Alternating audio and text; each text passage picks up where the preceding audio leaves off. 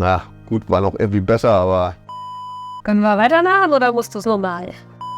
Wo soll ich denn hingucken, wenn du erzählst? Soll ich dich anschauen? Wie an Himmel? Du kannst auch in die Kamera gucken. Nein, nicht an Himmel.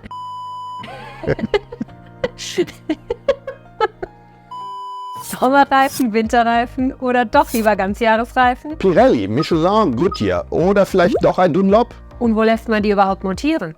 ATU, Reifen.com oder doch ein lokaler Händler? Herrgott nochmal, ich kann das alles nicht mehr hören. Aber mein Mann meint wirklich, es braucht noch ein zweites Video zum Thema Winterreifen. Ja, weil am Ende des ersten Teils noch mehr Fragen als Antworten standen. Was wohl recht typisch für dieses Thema ist. Wer noch einmal schauen mag, ich habe hier oben den ersten Teil noch einmal verlinkt. Und da hatten wir am Ende noch immer keine Entscheidung getroffen, sondern euch um Mithilfe gebeten. Und das war keine schlechte Idee, denn natürlich tobt auch in meiner Kommentarspalte ein kleiner Glaubenskrieg hinsichtlich der besten Reifen. Doch es gab auch einige sehr hilfreiche Tipps, die am Ende den Ausschlag gaben. Für welches Reifenset haben wir uns nun am Ende entschieden? Und was haben wir sonst noch beim Wechsel der Gummis erlebt? Das alles heute bei Ulf Hannemann Mastering Midlife Crisis. Winterreifen 2. Die Entscheidung.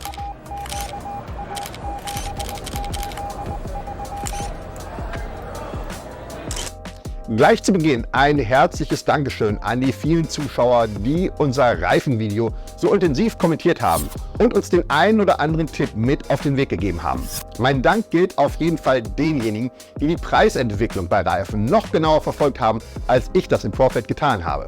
Denn kaum hatte ich mein erstes Video veröffentlicht, meldeten sich bereits 2 Zuschauer mit dem Hinweis, dass Tesla den Preis seines hauseigenen Winterreifenpakets zwischenzeitlich gesenkt hatte. Und zwar nicht zu knapp, von 2.500 € auf 2.249 €. Eine Ersparnis von 250 €. Damit lag das Tesla-Angebot nur noch wenig entfernt von dem noch etwas günstigeren Angeboten bei Reifen.com und ATU. Die preisliche Differenz war für mich daher nicht mehr so entscheidend, zumal Tesla in seinem Paket, ganz logisch, den Hersteller präferierten Pirelli Sottosero Reifen anbietet. Nach etlichen Wochen der Diskussion musste ja auch mal endlich eine Entscheidung her. Ja, zugunsten des Tesla-Pakets. Der Kauf funktionierte recht einfach, per App, ausgewählt und gekauft. Und sogleich per App einen Termin zum Aufziehen ausgemacht. Das klappte problemlos. Nochmal 10 Tage zwischen Kauf- und Werkstatttermin. Und da wir uns in der Zwischenzeit sehr ausgiebig in Sachen Winterreifen fortgebildet hatten, war auch sofort klar, worauf wir nun achten müssen. Da gibt es zum einen die Fragen zum Servicetermin.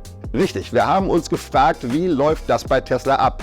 Wie klappt die Abwicklung des Reifenwechsels? Wie unterscheidet sich so etwas von einem Reifenwechsel, wie wir ihn bei BMW kannten? Und da Tesla uns gesagt hatte, dass man selbst keine Einlagerung anbietet, also anders als bei BMW, stellt sich auch die Frage, wie uns Tesla die Sommerreifen wohl bereitstellen wird. Ordentlich, sauber verpackt oder muss man das alles selbst in den Kofferraum reinwuchten? Noch wichtiger erscheinen mir die Fragen zum Reifen selbst. Denn im ersten Reifenvideo war das ja eine ewig lange Diskussion. Pirelli Sottosero, den Namen kenne selbst ich inzwischen. Klingt wie eine italienische Oper. Allerdings eine Oper mit etlichen Fragestellungen. Welche Sottosero-Variante wird Tesla liefern? Die normale oder die Tesla-optimierte T0-Variante? Wichtig allerdings auch, wie steht es um die Lautstärke des Reifens? Werden wir einen Unterschied bemerken? Ist er lauter? Ist er gar unangenehm laut? Oder ist er am Ende gar leiser als der Hankook Sommerreifen? War ja in den Kommentaren zwischendurch aufzulesen. Was ist mit Fahrsicherheit und Fahrgefühl? Nun ja, ich bin weder ein Experte für dieses Thema, noch verfügen wir über einen passenden Übungsparcours, um das klar zu checken. Aber einen gewissen Fahreindruck will ich schon ermitteln. Und dann bleibt ja auch noch die Frage zu den Sommerreifen. Hast du dich darum gekümmert, wo die eingelagert werden?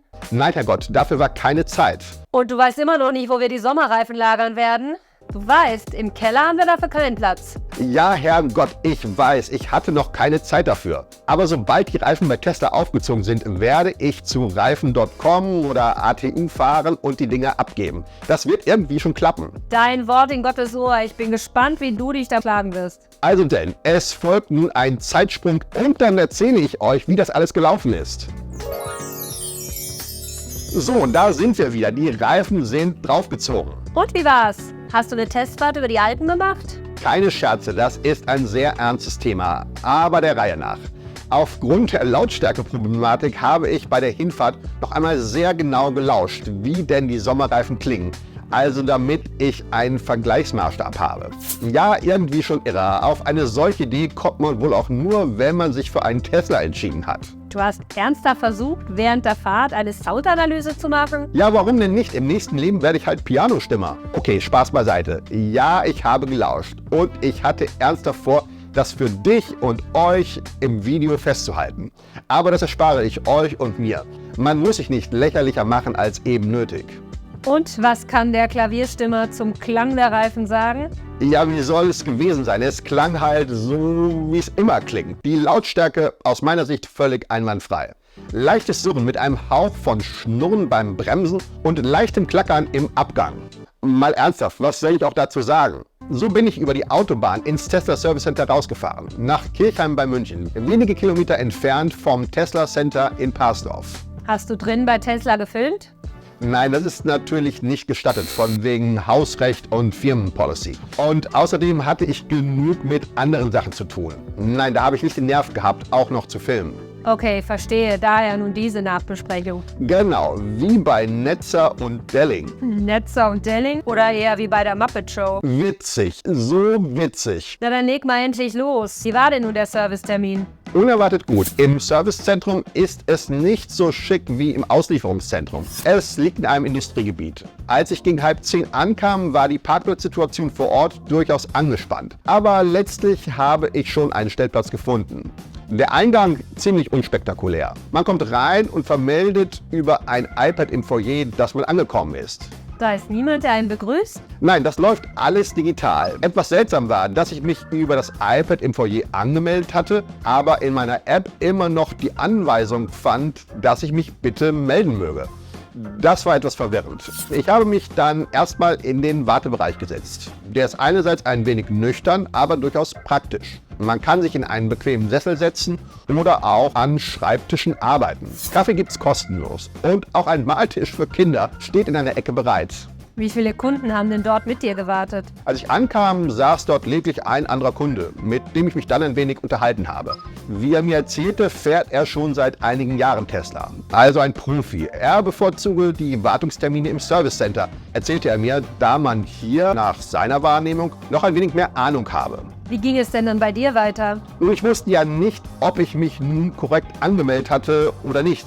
Also lief ich die ersten Minuten etwas unruhig am Fenster entlang und schaute, ob sich etwas an unserem Wagen bewegt. In einem Durchgang zur Werkstatt entdeckte ich dann schließlich einen Service Desk mit einem Mitarbeiter, der allerdings mit einem anderen Kunden sprach. Es gibt also durchaus Mitarbeiter, mit denen man sprechen kann. Konntest du denn klären, wie es um unseren Wagen steht? Ja, noch bevor ich an die Reihe kam, sah ich draußen einen Service-Mitarbeiter an unserem Wagen. So landete er umgehend in der Werkstatt. Kurze Zeit später kam der Mann dann zu mir und besprach noch einige Details mit mir. Zum Beispiel, ob er die Sommerreifen hinten in den Kofferraum legen soll. Naja, wohin denn auch sonst? Tesla lagert doch keine Reifen ein, oder doch? Ja genau, als ich mich im Spätsommer im Hauptzentrum in Parsdorf über Winterreifen informiert hatte man mir dort erzählt, dass Tesla eine Einlagerung nicht anbietet. Aber stimmt wohl doch nicht. Tatsächlich bietet Tesla durchaus eine Einlagerung an. Jedoch nicht im Hauptzentrum, sondern nur im Service Center. Das war dann doch ein wenig überraschend. Eine echte Option war das dann aber doch nicht, denn die Kosten liegen in Summe bei über 220 €. Ganz genau konnte mir das der Mitarbeiter auch nicht sagen. Gut, das war ja auch kein kaufmännischer, sondern ein technischer Mitarbeiter. Ich habe ihm dann mitgeteilt, dass er die Sommerreifen einfach hinten reinlegen soll. Wie klappt es denn am Ende und wie unterscheidet sich so ein Reifenwechsel bei Tesla zu dem von BMW? Im Grunde ist das ähnlich wie bei BMW. Allerdings ist der Andrang, selbst jetzt im Herbst, zu Reifenwechselzeit sehr überschaubar und augenscheinlich gering. Das mag aber auch daran liegen, dass das bei Tesla alles sehr genau und digital geplant ist. Man sitzt dann also da und wartet. Und auf einmal meldet sich die Tesla-App mit einer Nachricht und verkündet, dass der Wagen nun fertig ist. Das ist erstmal ein wenig ungewöhnlich, da ja sonst immer jemand kommt und gern noch einmal 2 Takte zum Wagen und dem Wechsel erzählt und einem dann noch mitteilt, wo der Wagen denn steht. Das entfällt bei Tesla. Aber das ist sicherlich eine Gewöhnungssache. Den Wagen habe ich ein wenig suchen müssen. Fast wäre ich noch einmal reingegangen und hätte nachgefragt. Aber dann wurde mir klar, dass ich den Wagen über die Standortsuche in der App finden kann. Er stand eben nicht vor der Tür, sondern auf einem Nebenparkplatz. Okay, jetzt weiß ich, wie das abläuft. Wir hatten ja ein wenig Sorge, wie Sie die Sommerreifen übergeben würden. Hatten Sie die Reifen ordentlich verpackt? Nein, alles in Ordnung. Vorbildlich. Alle Reifen lagen sauber in Plastik verpackt im Kofferraum. Erinnerst du dich, als ich vor dem Wechsel zu Tesla bei BMW meine eingelagerten Reifen dort abgeholt habe? Dafür gab man mir die Reifen auf einem Wagen und legte 4 Plastiktüten darauf. Einpacken wollten sie einfach nicht. Man begründete das damit, dass man die Reifen aus rechtlichen Gründen nicht in den Kofferraum legen dürfte. Was für ein Blödsinn. Shame on you, BMW. So viel zum Thema Premium. Und was war denn nun mit den Reifen? Hatte dir Tesla den optimierten Sotocero, was auch immer, draufgezogen oder war es nur ein ganz normaler Sotocero? Einige Zuschauer hatten ja sowas erzählt. Ich hätte das nie für möglich gehalten, aber nach dem Reifenwechsel habe ich tatsächlich als erstes einen Gang um den Wagen gemacht und geschaut, was man mir dann draufgezogen hat. Rückblickend kommt mir das schon ein wenig schizophren vor. Das kommt davon, wenn man ein bisschen zu viel Zeit in irgendwelchen Internetforen verbringt. Ja, das stimmt wohl schon. Um es kurz zu machen, es handelt sich tatsächlich um den richtigen Sotocero. Erstens, auf dem Reifen findet man den Schriftzug Elect. Das weist darauf hin, dass der Reifen speziell für leistungsstarke E-Autos produziert wurde. Zweitens, auf dem Reifen findet sich auch der Hinweis PNCS, was für Pirelli Noise Cancelling System steht. Der Reifen ist also geräuschoptimiert. Und drittens, man muss ein wenig suchen, aber man findet auch den T0-Hinweis. Ganz ehrlich, ich habe ihn auf Anhieb nicht entdeckt. Aber ich war inzwischen so weit, dass es mir auch egal war. Im Notfall dann halt ohne T0 Tesla-Optimierung. Irgendwann ist auch mal gut damit. Endlich ein Einsehen, welch ein Wunder. Aber was ist denn nun mit dieser Lautstärke? Ist der jetzt leiser oder lauter? Fast hätte ich mich dazu hinreißen lassen, mit einem Mikrofon am Reifen die erste Fahrt aufzunehmen. Aber so irre war ich dann doch nicht. Kurzum, es ist ein Winterreifen und die klingen nach meiner Wahrnehmung immer ein wenig lauter. Oder man kann das auch hohl nennen. Ja, hohl, das passt wohl am besten. Und das kann man dann wohl am Ende auch lauter nennen. Aber würde ich so weit gehen, das als völlig indiskutabel zu bewerten? Aus meiner Sicht nicht. Das scheint ein guter Reifen zu sein, soweit ich das in der Kürze der Zeit bewerten konnte. Aber ich habe keine großen Bremstests gemacht oder war mit dem Reifen auf einem Parcours. Auch eine Fahrt auf Schnee steht noch aus. Da soll er ja angeblich nicht so gut sein, meinten zumindest einige Kommentatoren unter meinem Video. Ich werde das vielleicht in einigen Wochen ermitteln und ganz ehrlich, es ist ein Reifen. Nur ein Reifen, mehr nicht. Oh, Einlagerung. bleibt noch die Sache mit der Einlagerung. Da habe ich wieder dazwischen geredet. Mann, dann halt doch mal die Klappe. Ja. Bleibt noch die Sache mit der Einlagerung. Ich hatte dich davor gewarnt, das alles am letzten Drücker anzugehen. Ja, und du hattest recht. Ich war nun also mit den Sommerreifen im Kofferraum auf dem Heimweg und wollte sie auf direktem Weg bei Reifen.com einlagern. Aber nichts da, keine Kapazität, hieß es da. Ich musste also wieder unverrichteter Dinge losfahren und rief von unterwegs die zweite Filiale im Süden von München an. Aber auch dort keine Kapazitäten frei. Also bin ich auf direktem Weg zu ATU gefahren. Aber dort war es bereits auf dem Parkplatz so voll, dass ich direkt wieder weggefahren bin. Ich hatte es dir ja gesagt, aber du wolltest mal wieder nicht hören. Ja, ich mag es kaum sagen, aber du hast mal wieder recht gehabt. Ich entwickelte also ziemlich schlechte Laune, als ich es telefonisch auch noch bei einigen anderen versucht habe. Überall hieß es, keine Kapazität, bis ich es dann noch einmal bei ATU probiert habe. Und dort war auf einmal noch etwas frei.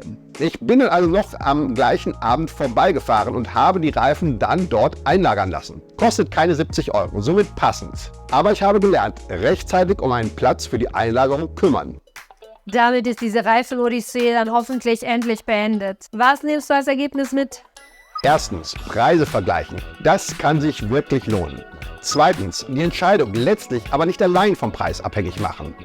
Drittens, Tipps in Foren und Social Media helfen, ein Grundverständnis für das große Thema Reifen aufzubauen. Man ist damit somit kein absoluter Dummi mehr. Am Ende hilft es allerdings nur sehr bedingt weiter, denn viertens hat man dann so viele unterschiedliche Infos gesammelt, dass man häufig genauso schlau wie vorher ist. Fünftens, welche Marke und welches Modell etwas taugt, das kann man nur sehr schwerlich ergründen. So dumm es klingen mag, ein wenig Bauchgefühl und das Vertrauen auf etablierte Marken sind meist das Einzige, worauf man setzen kann. Und sechstens, kümmere dich rechtzeitig um die Einlagerung. Korrekt, werde ich beim nächsten Mal auf jeden Fall beherzigen.